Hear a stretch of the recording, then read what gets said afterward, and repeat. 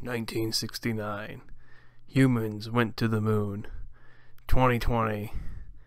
The moon comes to Earth. Oh, that was the premise when the first trailer dropped of Moonfall. So the plot. Basically, a guy figures out that the moon is like hollow or something on the inside. And also the moon is now getting closer and closer to Earth. So we have to figure out how to fix this problem. It would take 3 months, but because the moon's going faster, it's going to be like 3 weeks. And the moon orbits the Earth faster, so it's like 3 days or whatever. So our three heroes, two former astronauts who went up in, I believe, 2010, and they saw this this black mass of just, they don't know what it is. And so they tried telling everybody, like, yeah, we saw this black mass, and everybody's like, oh, we don't believe you, and it's a cover-up by NASA. Well, in 2020 or 2022, whenever this takes place, the mass returns, and it's now causing the moon to orbit closer and closer to Earth, which is going to destroy Earth. So, if you guys seen the day, I think it's believed the day the Earth stood still, majority of the events that the events that happened in that movie happened in this movie. So you have the giant boat that gets washed up, and it's not just one boat onto land. It's like multiple boats. Like I don't know who I know who the director is, but I can't think of offhand. But I think he has a fetish with boats just like careening into land. So our three friends, our three protagonists, they decide that, you know, we have to go to the moon to stop this, and they have to take this atomic bomb by the military to blow up the moon. So if you blow up the moon, then they won't crash into Earth.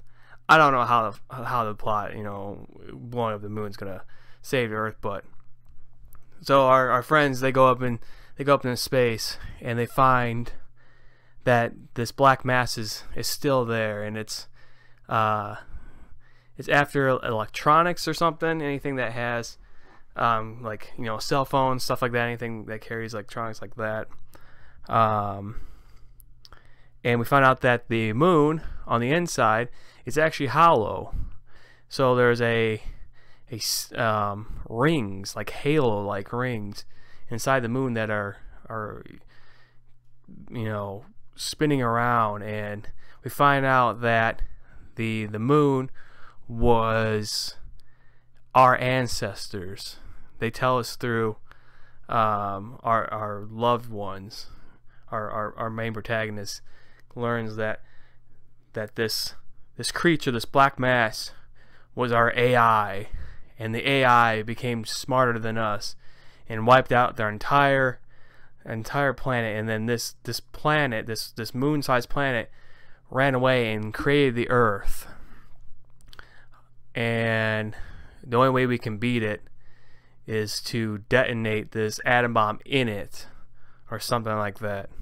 So our fearless friend, who doesn't have a wife or kid, but who's been wanting to get to NASA, sacrifices himself, destroys the AI, and thus he dies, but he comes back and becomes,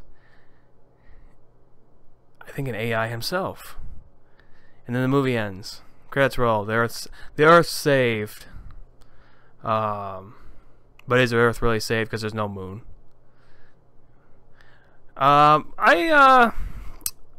This movie. So when I first saw the trailer, I was actually pretty interested because it's the premise of, the moon's coming to Earth now. It's like, okay, how's that gonna work? A lot of movies, I mean, I know there's movies out there, but I haven't seen any movies where the moon collides into the Earth. But basically, like I said, it's it's directed by the guy who did Godzilla and Roland Emmerich, I think his name is. But he basically recreated the day the Earth stood still, or whatever that movie was. That was back in 2004. And the only new shot that I saw was the spaceship there's like a gravity pull that or not gravity, yeah, because the moon's going over and it's causing gravity and stuff like that. So there's like a giant tidal wave of just water that's coming their way, and they're able to utilize that and get the spaceship into space because they're down a thruster. And I enjoyed the movie. It was boring, but I enjoyed it. The turnaround of like who's this alien creature that's on this planet being our ancestors, it's kind of cool. It's weird. It's something that that people don't really do or have done, I should say. But it's interesting to see, like, okay, well, if they're up there, how come they never helped us? And because we were cavemen. They're like, well, I guess that works out with the AI. Since there's no technology on Earth, being a caveman is probably the best thing, because this AI is never going to find you because you have no technology. And I guess we just progressed so much that now we have technology that the AI is like, oh shit, I found you guys, gotta wipe you out. Yeah, like I said, I enjoy this movie. On my ratings, I'm not gonna go. I'm doing stars. It's so much more easier just explaining stars. I gave it a 3 out of 5. It's a fun movie to watch once. I probably will never watch it again. The second trailer, or the second trailer I saw, put all the funny parts into the trailer, so I was like, oh, this is gonna be kind of a funny movie, but it's not really funny. And I was waiting for a lot of punchlines, but there was hardly any. Yeah, definitely. If you guys at least should watch it once. Oh, and if you guys see my tweet, I tweeted a couple days ago or a couple weeks ago. I don't know when this video is gonna go up, but there's a song. If you guys ever played Majora's Mask, the final day, it's just like a creepy tone, and the game basically is, I think his name's Majora, or Mask Kid. I don't know.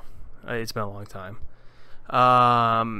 He causes the moon to now crash into Earth, and you have 3 days to stop it, and you can reverse time. Reverse back to the third day, third final day, or however they call it. And once you get to the final day, the music goes from kind of upbeat as the third day going to the final day happened. The song goes from kind of being happy to just being like I don't know if melatonin is the right word, but kind of dreary and depressing, because the world's coming to an end. And there's a scene before the astronauts go into space where the music kind of almost hints to that sound of the final day. So I think that might be an Easter egg. And then if you see my tweet with the Moonfall title and the Majora's Mask moon impacting on the Kakarot Village, I don't know what it's called. I'm not a true LOZ fan. I only know like 3 games.